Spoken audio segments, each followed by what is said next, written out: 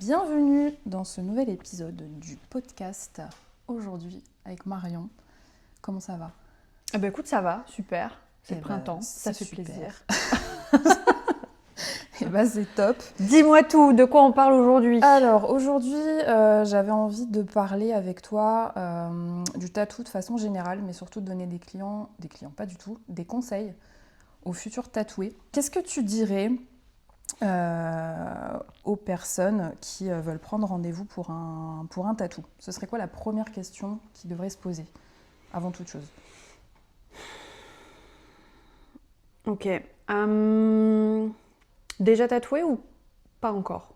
Je dirais pas encore. Là, l'idée, Ok. c'est peut-être plus pour les gens qui veulent passer le cap, mais qui connaissent pas trop ce milieu-là. Ok. Première question, en tout cas la première chose qui devrait réfléchir.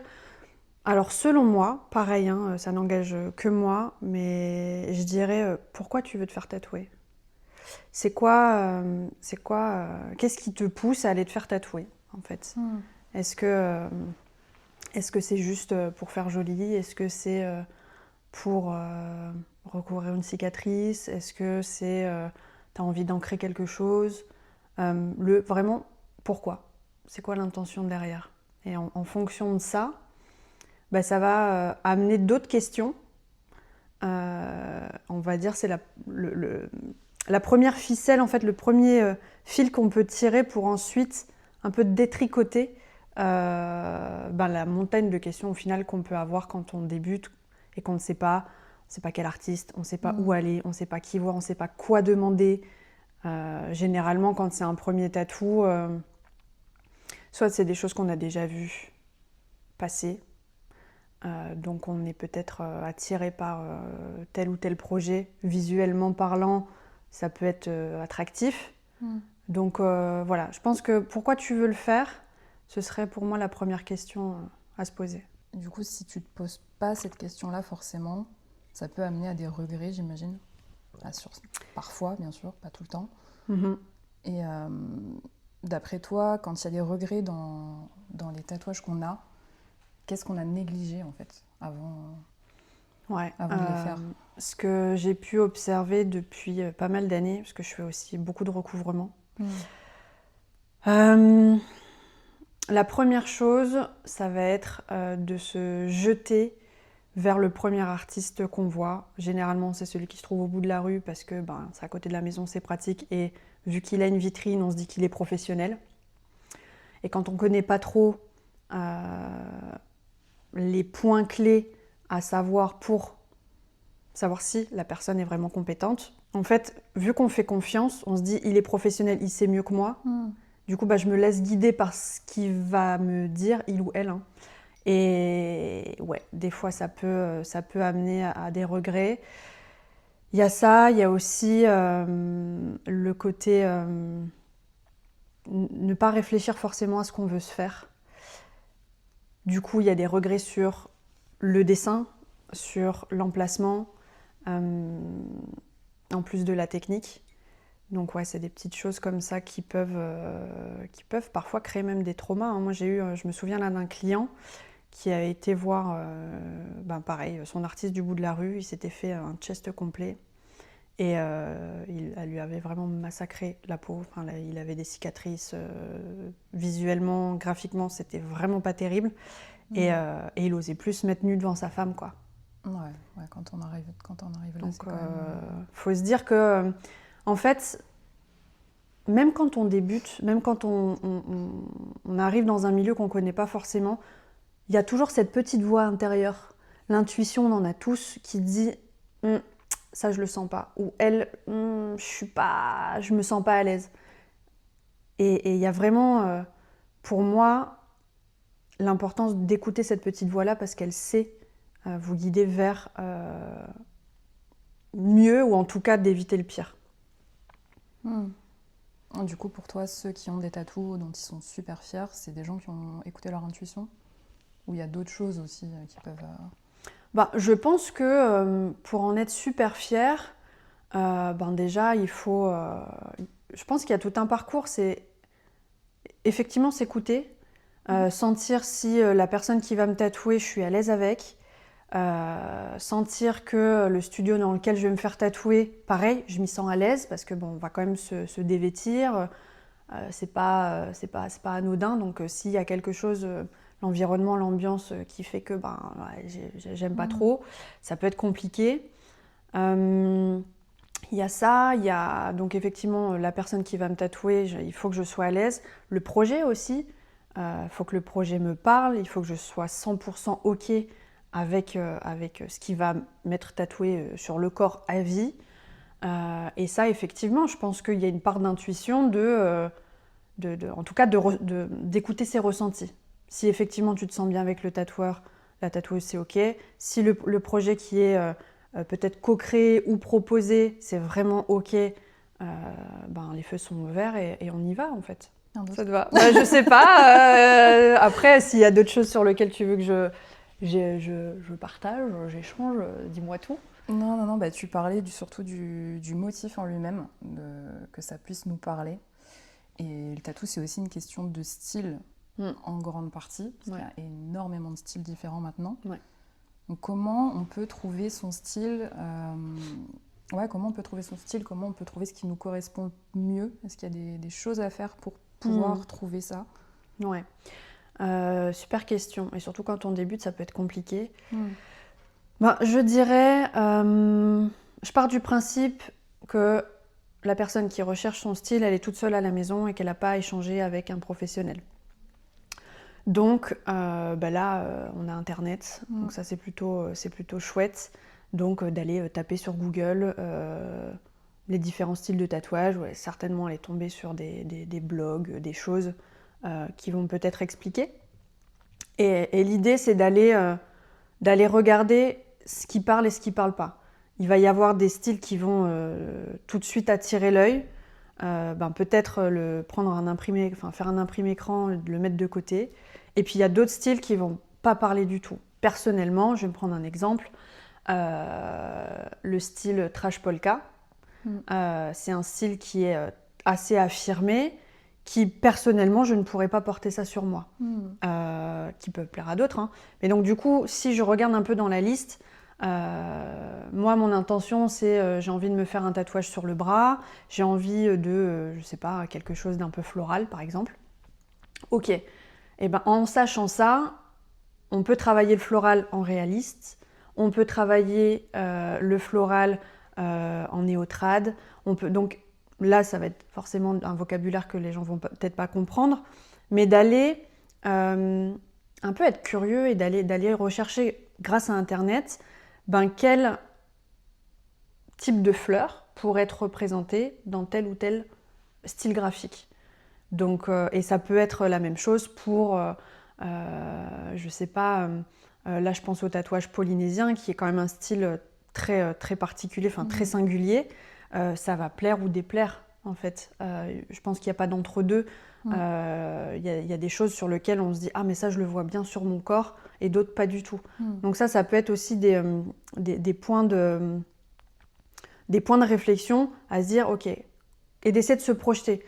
Qu'est-ce que j'aimerais avoir sur mon corps? Et de ne pas forcément prendre la première idée qu'on va avoir sur Google, de se dire « Ok, la fleur, il faut qu'elle soit forcément réaliste. » Il peut y avoir aussi d'autres nuances. Elle peut être en trash polka, elle peut être graphique, elle peut être ornementale. Il y a vraiment plein de choses qu'on peut aller décliner sur une même thématique. Et c'est ça qui est hyper chouette au final, c'est de se dire la fleur, elle n'est pas forcément que réaliste, même si elle peut l'être, voilà, si ça plaît, quoi. Aller vraiment creuser et pas s'arrêter à la page 1. On est bien d'accord. Ça me semble évident. On est bien d'accord, oui. Ouais. Mais après dans le tatou, il y a des gens qui veulent aussi des tatouages qui sont juste beaux. Qu'est-ce que tu en penses de ça? C'est ok. C'est ok. Quoi dire d'autre? Oui, le côté esthétique... Le côté esthétique, c'est important. On va pas vouloir quelque chose de moche quand même. Je pense qu'on a un petit peu plus d'estime de soi que ça. Après, si je pousse un petit peu, et pareil, ça reste selon moi, ça reste ma vision et de l'expérience que je peux avoir.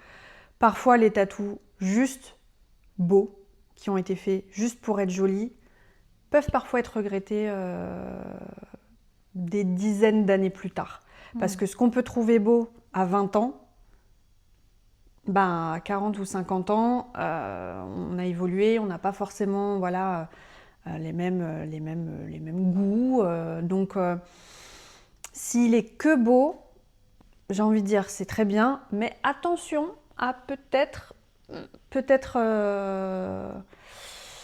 le regretter plus tard. Et je prends mon cas, moi j'ai fait des tatouages qui me semblaient jolis à l'époque, et je me dis maintenant avec le recul, j'aurais peut-être pu éviter quoi. J'aurais peut-être pu faire autre chose autrement. Donc voilà, c'est juste le petit warning que j'ai envie de dire. S'il y a une petite intention derrière, une démarche, il y a quelque chose qui se passe et que même si le graphique est un peu dépassé, c'est-à-dire fait il y a 20 ans et se dire oui effectivement je l'ai fait il y a 20 ans mais il y a quand même une intention derrière, je suis toujours ok avec cette intention-là, on a moins de mal à le porter que si c'est juste, là j'ai l'exemple du tribal dans le bas du dos. Ouais, pas vraiment une intention précise. Non, mais il était juste beau à l'époque. Oui. Il était juste beau à l'époque, donc c'est aussi une mode, quoi. Faire attention aux modes dans le tatou, parce que ça, la mode, ça va, ça vient. Donc, tu fais bien de le dire. D'où le fait de personnaliser les choses, en fait. D'où le fait de s'impliquer dans la démarche de qu'est-ce que tu veux te faire tatouer, pourquoi, le fameux pourquoi, et pas juste je suis une mode parce que j'ai vu X ou Y personne le poster ou parce que j'ai vu une trend sur TikTok.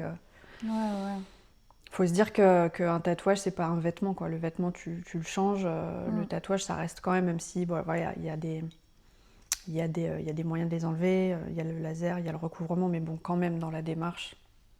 Ouais, quand même y réfléchir un minimum. Et c'est pareil pour les placements des tatous, en vrai.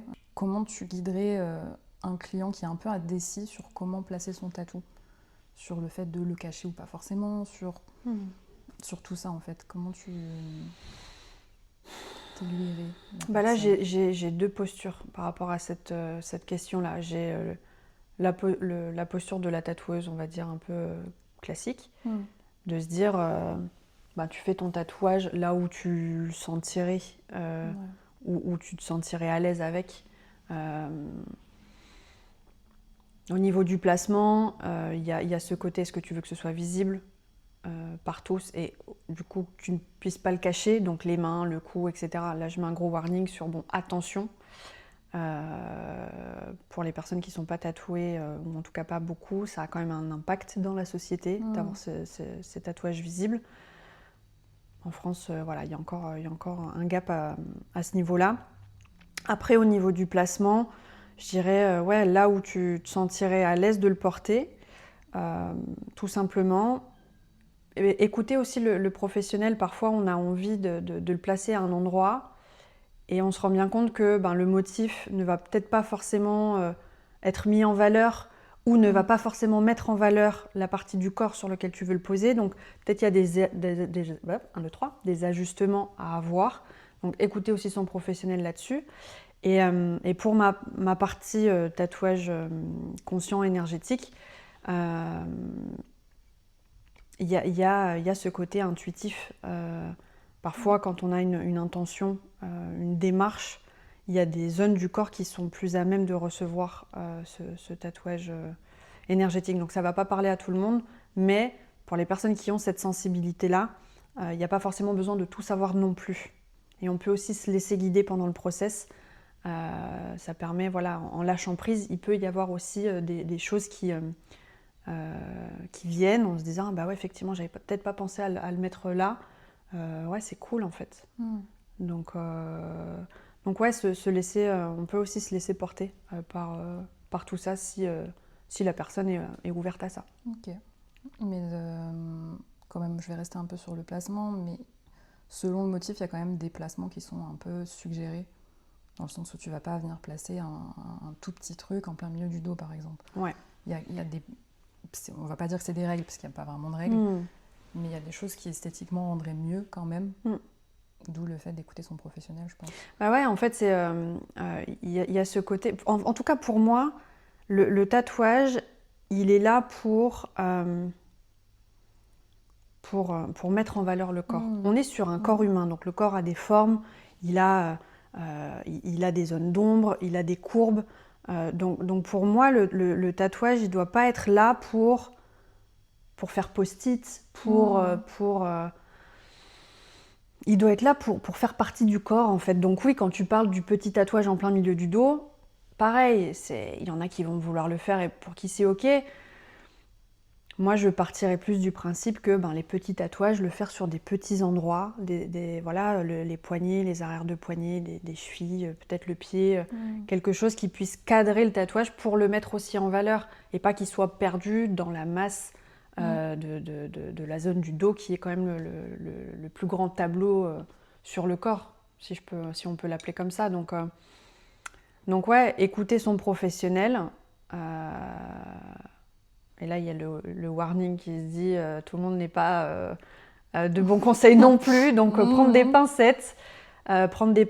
Et en tout cas, écouter les arguments. C'est peut-être pas forcément écouter le professionnel en disant « Ah, je le vois bien là ». C'est pourquoi tu le vois bien là. Donne-moi les arguments qui me disent que le petit tatouage que je veux faire en plein milieu du dos, c'est peut-être pas forcément la meilleure idée. Et là, je te dirais « Ok ». Là, si tu as des arguments, si tu sais me donner différents angles pour que je puisse comprendre le pourquoi. C'est toujours, en fait, on revient toujours à la même chose, c'est pourquoi des choses, quoi. Ouais, écoutez, les professionnels, toutes mesures gardées, encore une fois. C'est toujours pareil, hein. Encore une fois. Mais ouais, justement, en parlant de ça, j'aimerais bien que tu me parles un petit peu de comment choisir son tatoueur. Qu'est-ce qu'un futur client devrait savoir pour faire la différence entre un tatoueur professionnel et de confiance et quelqu'un de dangereux potentiellement. Parce que malheureusement dans ce métier ça peut arriver. Ouais. Comme tout métier, il y a des travers. Et c'est pas parce qu'on voit une belle vitrine et 24 000 followers sur Instagram que c'est forcément la bonne personne. Du coup, je dirais... alors, si on part du principe des réseaux sociaux et qu'on ne va pas voir le tatoueur du bout de la rue, donc on n'a pas forcément un accès direct à cette personne. Pour moi, je dirais, donc, on a déjà vu le style, on a déjà vu potentiellement le projet qu'on veut faire. Pour moi, c'est d'aller déjà lire les avis, soit sur Google, soit sur Instagram, des clients qui se sont fait tatouer par cette personne, de voir comment ça s'est passé, d'aller sur le compte, peut-être les sites internet, voir un petit peu ce que la personne dégage. Voilà, pareil, les premiers ressentis en fait. Est-ce que je le sens ou est-ce que je le sens pas ? Est-ce que sa technique me correspond ? Est-ce que j'aime ce qu'il fait ? Est-ce que sa démarche me parle ? Vraiment d'aller, de pas tout de suite se jeter, on va dire, dans la gueule du loup, mais de se poser la question, est-ce que j'ai envie de passer des heures avec cette personne ? Est-ce que la manière dont la personne répond aux fameux commentaires qu'il peut y avoir sur les posts, c'est une manière que je trouve OK de recevoir ces réponses-là ? C'est-à-dire que effectivement, quand on n'a pas directement la personne en face, ça peut être compliqué de capter un peu l'énergie, capter un petit peu qui est la personne, mais en regardant un peu comment elle répond, en regardant ce qu'elle fait, les posts qu'elle peut faire. Ça peut donner déjà un peu une idée de l'univers, de ce qu'elle aime pas, et de se dire, ok, est-ce que j'ai vraiment envie de passer des heures dans des postures vulnérables, donc potentiellement dénudées, est-ce que je me sentirais à l'aise avec cette personne-là ? Donc ça dans un premier temps, et dans un deuxième temps, prendre contact. Alors soit par téléphone, si la personne n'a pas, moi par exemple, on ne vient pas directement au studio me rencontrer, donc ça peut passer par un appel. Ça peut aussi permettre de capter un petit peu, pareil, l'énergie de la personne, comment elle parle, de connaître un petit peu plus qui j'ai au téléphone. Et ensuite, on passe à l'étape suivante. Donc, c'est toujours se questionner là-dessus, d'essayer de chercher à en savoir un petit peu plus et pas juste dire, ok, elle travaille bien, elle n'est pas trop loin de chez moi, ok, je la choisis, j'y vais. Il se peut que le tatoueur idéal soit à des kilomètres. Et comme en tout cas, je parle pour ma part, je me suis fait tatouer au Népal, donc parfois, il n'y a pas forcément, quand on a vraiment envie de quelque chose, ne pas forcément se restreindre, de se dire « Ah ben non, parce que c'est loin », alors que tu pourrais vivre une expérience de fou, justement, en prenant ce temps-là pour toi, pour aller vivre un tatouage, d'aller vivre une expérience, et ça fait un peu partie du package, que juste d'aller choisir la facilité, la simplicité en se disant il est à 20 km, du coup je le choisis. Pour moi, ce n'est pas les meilleurs critères pour pouvoir vivre au mieux son expérience tatou. Et pour répondre à la question, un peu c'est quoi les red flags au final des artistes dangereux, ça va être la manière de répondre, ça va être pareil les commentaires, s'il y a eu des commentaires un peu ou des avis de clients qui sont passés dans le studio ou entre les mains de cette personne qui sont pas ok, de les prendre en considération, de peut-être pareil organiser un appel, si la personne accepte d'ouvrir le studio, peut-être aller visiter le studio. Alors oui, ça demande du temps, ça demande une certaine organisation, mais je pense que c'est hyper important. Un tatouage, comme je dis, c'est pas juste un vêtement. Donc, et il y a aussi ce côté, ne vous laissez pas impressionner par la façade de je suis tatoueur, je sais mieux que toi, je suis professionnel, donc t'as rien à dire. Ça, c'est hyper important. Si tu sens à un moment donné que il y a un truc, je suis pas à l'aise, je le sens pas, même si t'as donné un acompte, vaut mieux perdre 50, 100, 200 euros en ayant posé un acompte, mais t'éviter d'avoir une expérience traumatisante, d'avoir une expérience... Ouais. Je pense que ton intégrité, ton respect mérite parfois laisser 250 euros d'acompte et de dire je préfère pas le faire que d'y aller, de dire mais j'ai quand même mis un acompte, je vais quand même y aller pour voir. Et au final, dans tous les cas, toutes les expériences que j'ai eues, parce que j'ai dû recouvrir ce genre de tatouage-là fait dans ces situations-là, c'est des personnes qui se sont dit il est professionnel, je lui fais confiance. Et j'ai pas su lui dire non, j'ai pas osé parce qu'il m'impressionne. Non, ça c'est pas... Ça c'est des red flags quoi. En sachant qu'on a une certaine posture, qu'on peut faire peur, que ça peut être déstabilisant pour une personne, de se dire aussi en tant qu'artiste, de juste se remettre ça en tête, que tout le monde n'est pas dans ce milieu-là et que ça peut impressionner. Donc peut-être redescendre un petit peu, de se mettre au niveau de la personne et pas de dire c'est moi le tatoueur. Des fois on ne se rend pas compte en fait. Des fois rien que le fait d'arriver dans un univers qu'on ne connaît pas, avec des personnes qu'on ne connaît pas, pour une première fois, dans tous les cas, même si tu es tatoué déjà depuis longtemps, tu vas être comme ça sur le fauteuil. Ok, tu vas pas arriver super détente. Forcément, c'est un environnement que tu connais pas. Donc là, je mets une petite parenthèse pour les professionnels. Dites-vous que les clients qui viennent chez vous ne sont pas dans une zone de confort en fait. Donc essayez de les mettre à l'aise, juste un petit sourire, ça va, tu veux un thé, un café, un truc, pour que ça puisse redescendre. Même moi, quand je me fais tatouer, il y a toujours ce petit stress de se faire... Donc il y a tout ce mélange d'émotions, de ressentis qui fait que, faire peut-être un petit effort de... je peux impressionner sans le vouloir, malgré moi. Et des fois, on a des têtes, surtout moi, quand je suis concentrée, je peux avoir une tête de fâchée, alors que c'est juste ma tête, mais ça peut être interprété, tu vois, l'image qu'on renvoie, bien évidemment, on n'est pas responsable de comment la personne nous perçoit, mais on est responsable de notre attitude, de notre comportement, de la manière dont on parle. Donc juste avoir conscience de ça, quoi. toi, qu'est-ce que tu refuses de faire, même si le client insiste, et pourquoi? Alors, déjà, je ne tatoue pas les mineurs, même avec accord Basique. parental. Voilà. Pourquoi? Parce que, alors ça peut paraître la vieille, voilà, mais je suis hyper alignée avec ça. Pour moi, il y a un temps pour tout. Et ça fait partie de mon éthique. En tout cas, partir de 18 ans, c'est OK. Il y en a qui vont le faire plus tôt. Mais pour moi, je tatoue pas les mineurs. Déjà, même si certains peuvent être hyper matures à 18 ans et on va dire oui, mais c'est qu'un chiffre. Ouais, mais quand même, en fait. On réfléchit pas de la même manière, on n'a pas les mêmes envies, les mêmes besoins. Alors on va dire oui, mais à 18 ans et un jour, est-ce que ça va changer beaucoup? Par principe, En vrai, ouais. par principe, ouais. Donc, Ouais.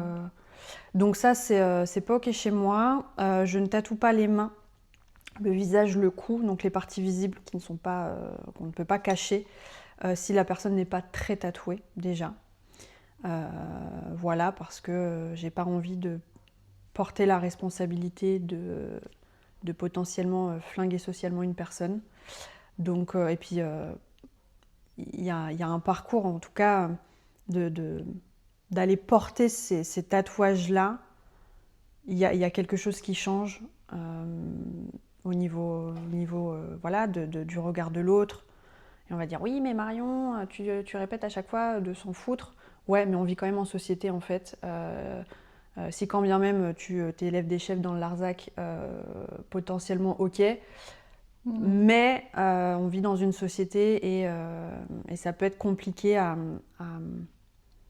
vivre en fait. Donc pour moi, tatoue-toi les bras complets, vois déjà ce que ça fait, d'avoir les avant-bras nus et d'avoir certains regards ou toi certaines postures dans certains environnements, tu vois. Ensuite, qu'est-ce que je ne fais pas? Tout ce qui va être signe ostentatoire, tout ce qui va être ouais, des logos, des symboles sur lesquels je ne suis pas forcément. Enfin voilà, je veux pas de ça. Bon, j'ai pas ce genre de clientèle, fort heureusement. Après, c'est pareil, des fois on n'est pas au courant de tous les signes. Et là, je fais un petit aparté pour les artistes aussi. Renseignez-vous, quoi. Et parfois, d'ailleurs, je pense à ça, on a eu un client qui avait envie de se faire un lettrage avec un aigle, je ne sais plus trop quoi, avec des runes ou je ne sais plus. Et donc forcément, avec l'expérience, on a un peu tiqué, on s'est dit, on va quand même lui poser la question, est-ce que tu es au courant du sens que peut avoir exactement ce que tu demandes? Et en fait, il n'était pas au courant. Donc, l'idée ici, c'est aussi d'éduquer les clients à savoir s'ils sont au courant d'eux, pour peut-être les réorienter par la suite, parce que c'est pas, voilà, on vient avec certaines runes. Il y a beaucoup de choses qui ont été reprises malheureusement. Les runes de base n'ont pas forcément ces intentions-là, mais il y a plein de choses qui ont été reprises, la svastika, etc. Des fois, juste à tourner certains degrés peut avoir un tout autre sens. Donc poser les questions, pour moi c'est la base. Pareil, relations humaines, donc poser la question du pourquoi tu veux faire ça. Et puis si la personne est vraiment décidée, oui, je veux ces runes parce que je sais très bien que ça fait affaire, je dis ok, très bien, mais par contre ce sera pas chez moi, quoi. Donc normal. Donc voilà, en gros ce que je refuse de faire. Et puis bien évidemment, les tatouages sur lesquels je me sens pas à l'aise au niveau technique, les intentions pareil sur lesquelles je me sens pas à l'aise de réaliser ces choses-là. Voilà, je m'autorise à dire non. Ouais. Il y a des intentions en particulier? Tout ce qui va être de l'ordre de l'automutilation, de tout ce qui va être dans le sens de